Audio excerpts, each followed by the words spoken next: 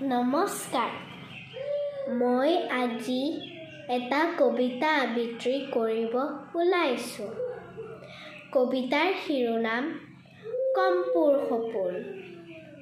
কবি জ্যোতিপ্ৰসাদ আগৰৱালা।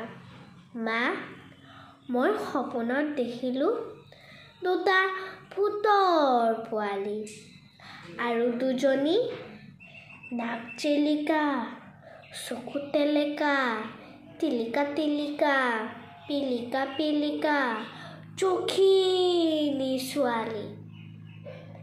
এটা ক'লা, এটা বগা, নাঙঠ পিঙুঠ ভূত। এটাই ক'লে পুত পুত পুত, ইটোৱে মা নাক জোকাৰি ক'লে ধুত ধুত। মা, দেখিবলৈ এনেই ভাল ভূত পোৱালিৰ নাচ, কিবা কিবি গান গাই ফুচ ফুচ ফাচ। মনে মনে কাম কৰে খুচ খাচ খাচ।